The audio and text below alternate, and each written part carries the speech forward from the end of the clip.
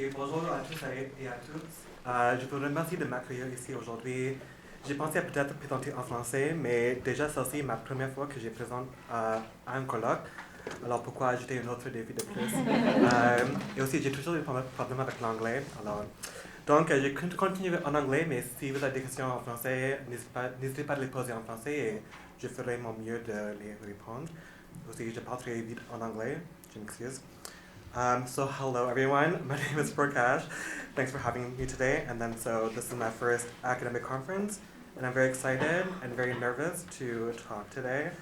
I'm very glad to have gone after the roundtable discussion because I think that informs and confirms and also challenges what I'm going to be presenting on. And yeah, so I'm also kind of a narcissist. So a lot of this presentation will be me talking about myself and like how I use like my scholarship to think about myself. Oh, okay. So I'm going to talk today about web series and how they may provide a solution to the problem of representation.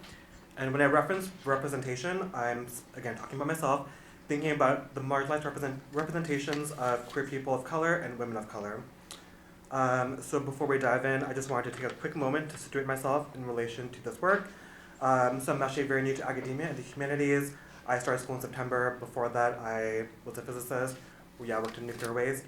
So then I did some film work and went to do some professional development through Concordia's Comm Studies graduate diploma, which I started in September. So yeah, just 9 months in school. So I'm excited to get your feedback and your resources and readings left to read. And I want to note that my work is mostly rooted in alternative media practice and research creation. As such, community alternative media has been formative in shaping my own approach and analysis of my topic today.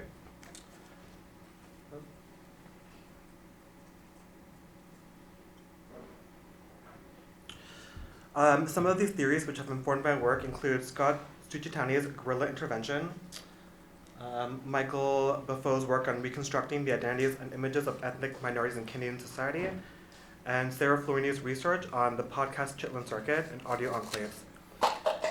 The thread that weaves these bodies of work together is what I see as an intervention of minoritized and racialized media within the overwhelmingly white English media landscape. While the aforementioned strategies have been centered on print and text-based media, radio and podcasting, I've been on the hunt of ways to merge these strategies within the world of television. My dream is to use these strategies and knowledges to eventually create my own show with the kinds of representation I've been starved for my whole life. So talking about me again. My personal story is not a new one by any means, but grounds why I've embarked on this research, so I'll summarize it quickly. Colonialism forces Brown Boy's family to move to the West. Brown Boy grows up surrounded by white people. Brown Boy only sees white people on TV. Brown Boy just wants to see himself. Brown Boy stitches together fragments he finds of black representation, white queer representation, accented English representation, any kind of Asian representation, and makes do with his quilted self until such a time he has the means to represent himself. While I have yet to embark on this ambitious project of creating my own semi-autobiographical television series, in the last few years I have been encouraged by the great strides in the acute representations of queer people of color, not in mainstream television, but in the web series model. Unlike in the standard big-budget 22-minute sitcom, where glimpses of racial and sexual diversity is often relegated to secondary archetypal characters, the flexibility and freedoms afforded to a web series production offers an opportunity to explore intersecting complexities of gender, race, sexuality, and relationships. Breaking down like queer and television, it would be incomplete to talk about queering television solely in the dimension of the content and character sexuality without thinking about structure and distribution. When the question was asked earlier about what is television, my immediate response goes to broadcast and cable TV, perhaps to premium networks such as HBO, and paid subscription-based streaming services like Netflix and Hulu. However, the proven viability of web-based platforms such as YouTube and Vimeo are giving media creators another avenue of access that allows them to bypass the traditional gatekeeping of these more institutionalized structures, with the result of the creation of a new mode of television that, while provides smaller budgets and productions, are able to develop highly nuanced stories that finally give multiply marginalized communities a more thorough glimpse into their own possibilities of representation. Some of these you may recognize for their ascent to mainstream television, such as Awkward Black Girl, which was Issa Rae's precursor to Insecure, as well as Broad City and High Maintenance. While these series each premiered on either YouTube or Vimeo, both of which are not television exclusive, I want to explore a television platform that is. I think we've talked about it before, but Open Television is the brainchild of Dr. Amar Jean Christian, assistant professor of communications at Northwestern University, and a fellow at the Peabody Media Center. OTV, or Open Television, is a free-to-access platform for original digital series production that markets itself as a platform for intersectional television.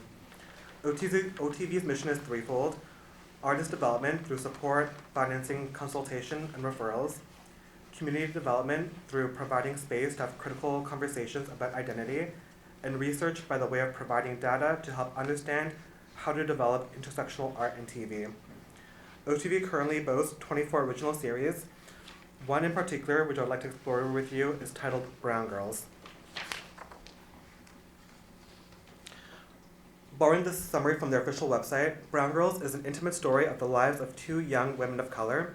Layla is a South Asian American writer just now owning her queerness.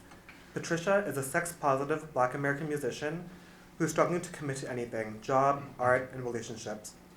While the two women come from completely different backgrounds, their friendship is ultimately what they lean on to get through the messiness of their mid-20s. I just want to play a brief clip of the trailer, just to get a little bit of insight into the aesthetics of the show. You gotta stop being that should have been a real intervention. No, it was a mistake. Y'all just please, just get over it.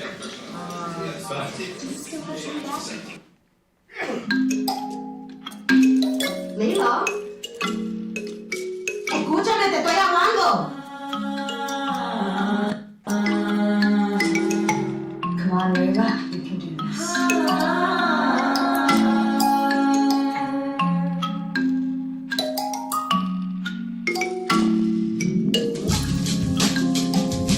A little shy sometimes, a little quiet, but I'm working on it.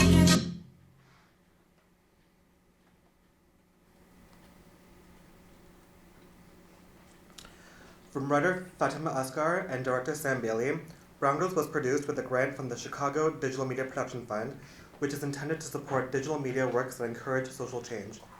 The grant requires that all works funded are available for free online viewing upon completion in order to reach the widest audience possible. As such, the series is presented by OTV, which allows free viewing of its content. I think it's important to highlight the free aspect of Brown Girls and Open Television's platform as central to the queering of television. While the dependence on public funds or community grants such as this one can hinder the possibilities of possible production, I believe that without the need to tailor the premise of a show to appeal to advertisers or paying subscribers, it alleviates the burden of white normativity and capitalistic palatability in favor of producing complex and multidimensional representations of marginalized folk. And in the case of Brown Girls, these representations take the form of Black women characters and queer women of color characters. Throughout the conference, we've talked about the patriarchal gaze, the straight gaze, and the cisgender gaze. While I won't say that Brown Girls subverts these completely, what I did notice was what I'll call the queering of the brown gaze. In contrast to the alternative media theories I mentioned before, that looks at ethnic communities in isolation, such as East Asian Americans, Black Americans, and Caribbean diasporans, Brown Girls as a term and the series Brown Girls encompasses a broad range of non-white and gender-diverse communities, principally Black American, South Asian, and Latinx. As someone who refers to himself as a brown girl, I would say the lens of the show portrays itself with a queer gaze in that it doesn't attempt to explain to non-brown audiences the nuances specific to each culture. When the characters speak languages other than English, there are no translations. If you're not in the know, you're not. And if you are, you get an extra level of amusement or insight into the character. As minorities within hegemony, Black, Indigenous, and people of color are often in the position of explanation. But amongst ourselves, familiar with the intricate differences between ethnic communities that we may or may not be a part of, we've already learned to enjoy without needing translation, whether literal or metaphorical. In control of production, Asghar embeds reimaginings of our own histories and friendships with singer-songwriter Jamila Woods into the narrative of the show. In doing so, she creates a world within Brown Girls that mirrors one lived by many queer people of color, yet is rarely shown on the small screen. The world is filled with fellow queer people and people of color who are given permission to be wholly themselves, complex, imperfect, and human. This is achieved in part due to the web series' flexible time format, allowing for a singular narrative to be isolated from concurrent storylines.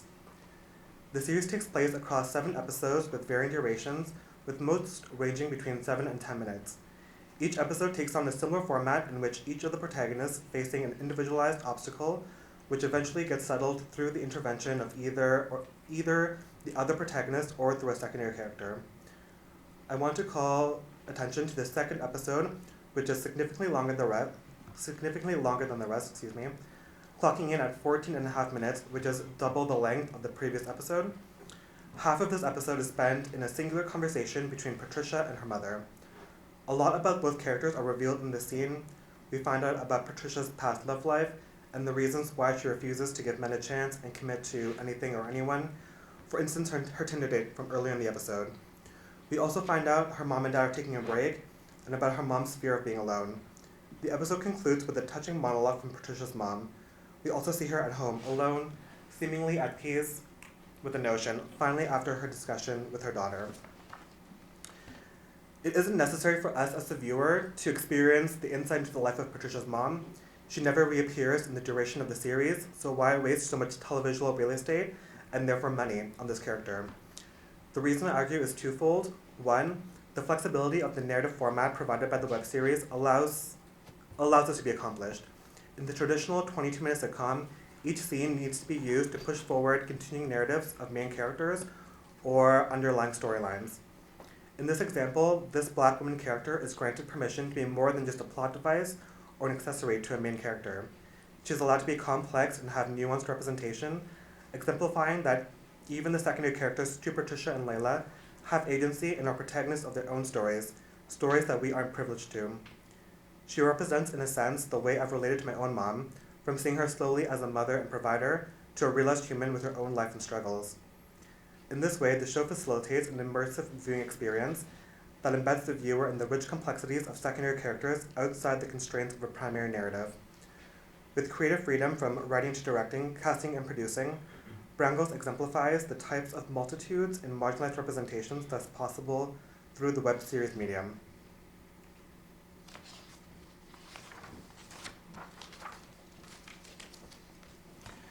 In terms of queering content, there's a lot available in the presence of the character Layla. What makes Layla particularly interesting is her queer subjectivity is not exclusive to her sexuality. It's her gender, her race, her faith, and her family. The series opens with Leela answering a call from her auntie, who asks if she's coming to the mosque for Eid. The first words of dialogue we as the audience hear are shit, followed by assalamu alaikum. Immediately we're placed squarely within the duality of this character, which continues to unfold as a naked woman is revealed to be in bed with her. We aren't given a chance to see her queerness and her relation to Islam and South Asian culture as separate. The negotiation of both at the same time are central to the character development and narrative. I previously mentioned that my scholarship usually takes on the form of research creation. Building on my research in collaborative podcasting methodologies and decolonial methodologies, I used a pair of qualitative interviews to explore and inform my textual analysis of the multiplicity of marginalized representations in Brown Girls. As perhaps made evident through the trailer, the series features an entirely non-white cast whose identities span across spectrums of gender, sexuality, racial, ethnic, and language. Recognizing my own positionality as a male-presenting Hindu and non-Black person of color, I wanted to engage with the community for whom Brown Girls is intended in order to produce a more informed analysis. In the podcast, together with my collaborators, whom share many of the intersecting identities of Patricia and Layla, we discussed the thematic elements of the show as they related to multifaceted representations of individual identity through the themes of family and relationships. So I'm just going to play you a short sample of that conversation. I think it's really important to have characters that represent diverse Muslim being. However, people choose to identify with the identity of being Muslim. Even though it wasn't explicitly talked about a lot, whether she identifies as being Muslim, you can already see as a character that she was struggling with that identity, mostly because of the attachment to the culture and the theme of family. I think family means a lot for the character Leila, but I think she's also struggling with her identity because of her family.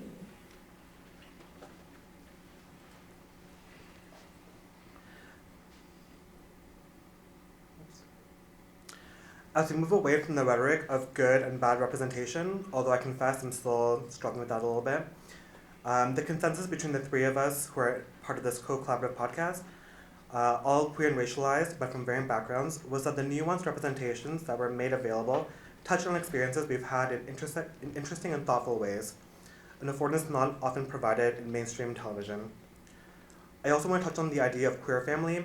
The trope of the chosen family is one we see often in queer narratives, but I would argue that the chosen family in Brown Girls is fundamentally queer, not solely because of the characters' sexualities, but that their family complicates hetero and homonormative values of monogamy and the privileging of romance or friendship. Instead, they hold both as important and informing community. Repeating throughout the series the mantra of single girls club forever, our protagonist and narration defy the common queer storyline ending, with characters eventually conforming to respectable or acceptable lifestyles in the eyes of the cis heteronormative patriarchy.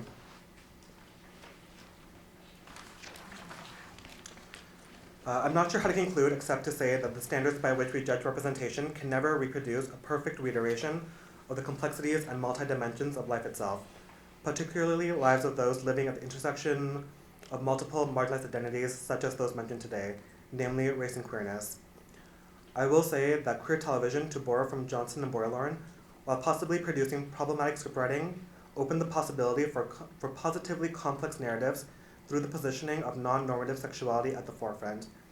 Moving past the hurdles of production and distribution, I believe that the best chances we have of producing these kinds of successes in nuanced representations is through, quote, queering intersectionality, or queering queer theory, that is to look at sexuality and race not as fourth dimensions or afterthoughts, but as pivotal to how we talk about identity. Thanks. Wow, you're that rare creature who went under your time. Are there any questions? Est-ce qu'il y a des questions pour Prakash?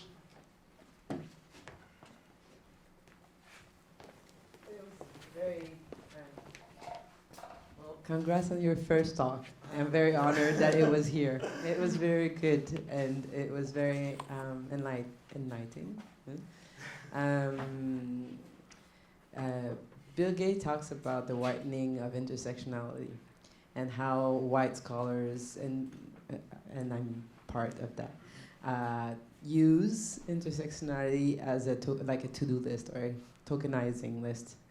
And I have a hard time when I teach about intersectionality in my gender and class and feminism classes to show the intersecting and I think what you pointed out, and I think it's going to be something I'm going to inspire my teaching of, and I'm probably going to use this web series, is how to give up on la généralisation, to give up this, because it's something that I tend to try to do, like this mental hegemonic representations, but it always looks as if it's a pawn in the game. It always looks as if it's like a token people placed here and there.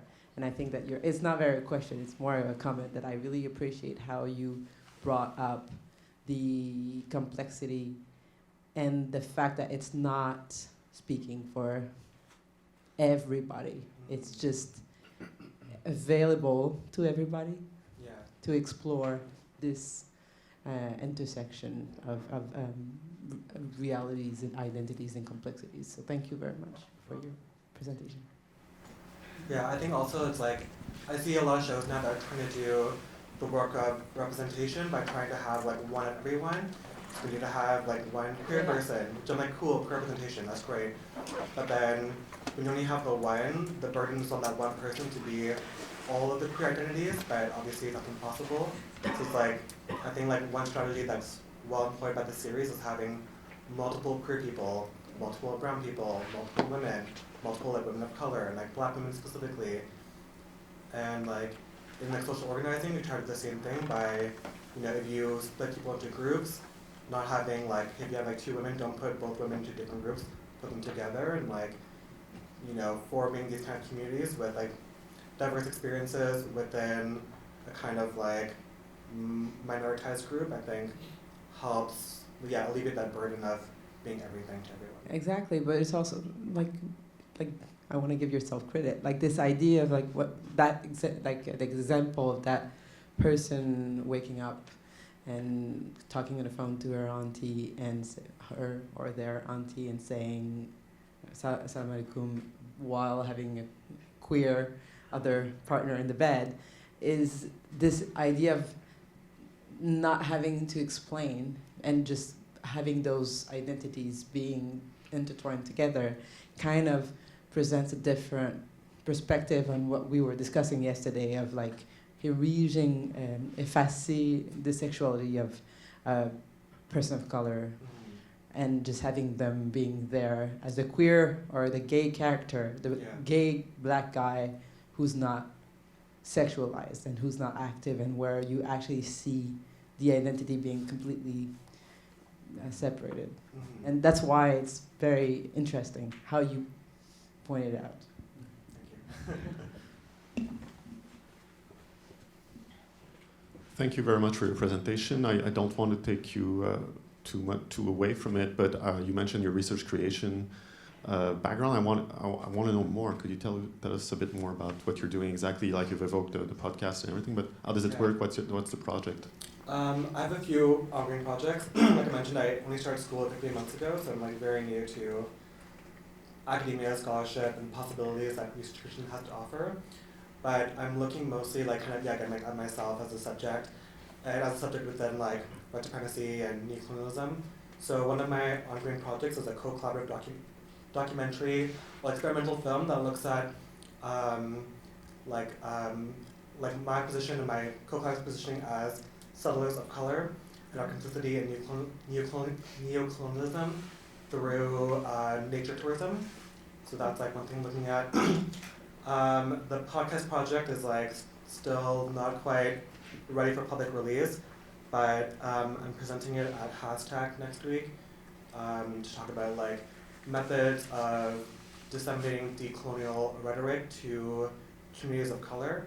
I think that like currently there's a lot of discourse about indigenous resurgence and decolonialism within kind of like white academic communities, but there are a lot of like POC communities that can also be doing this work. It just needs to get to them. But as an institution, the academy is quite white and middle class, so I'm like trying to like find strategies of storytelling that do this work to communities like my own. So those are the two that I have going on right now. Thank you. No problem.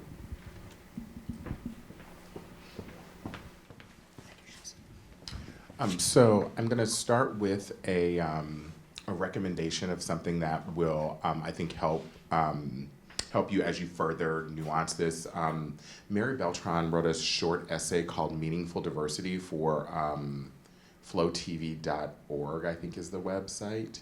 And in some ways, she starts to talk through and think through like how and why diversity matters. And the way that we can actually start to talk about it. But that is actually not my question. My question is, part of what I sort of struggle with about, in some ways, because I feel like in some ways the impetus for discussing web television is sort of the re-rehearsal of a conversation that was had about the internet as these sort of wide open frontiers that provided all of these kinds of possibilities for leveling playing field. And it's also in some ways sort of wrapped up in sort of conversations about digitization and such.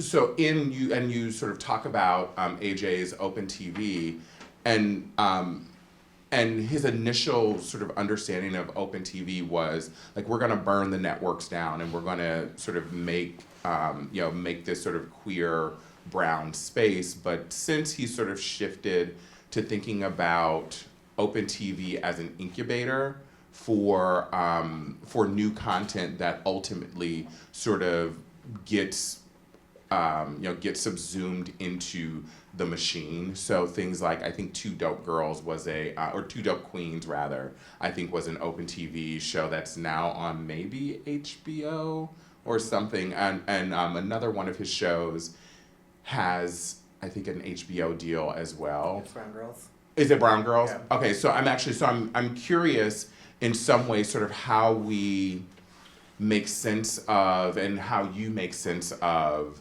sort of the web as this sort of freeing space for opportunity when in some ways this stuff is sort of being sucked out of the web and moved into like TV as we sort of try to, and sort of in some ways extending the conversation we had earlier about sort of resisting the urge to call what's happening here TV.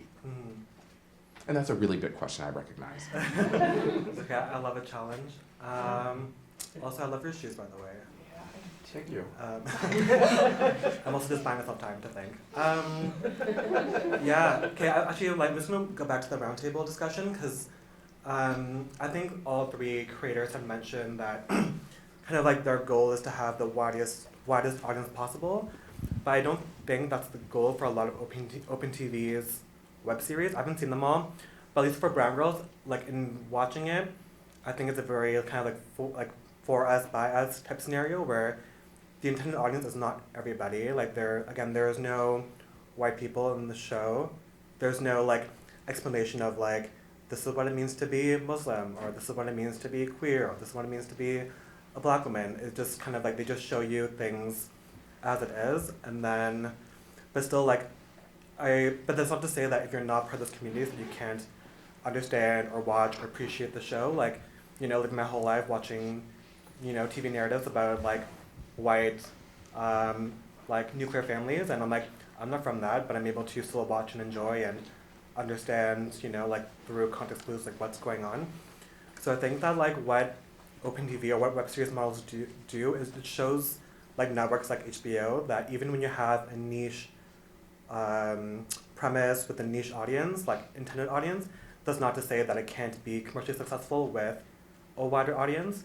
So if you think about like Insecure, at least everyone who I know has watched it, but again, I'm mostly in queer and POC communities, but like you don't have to be like, Black from LA to understand the show, right, or the comedy behind it. I think like a lot of these, like the way to appeal to the most people is to have a very kind of like singular premise, or like the more specific you make something, the more relatable it is in certain ways.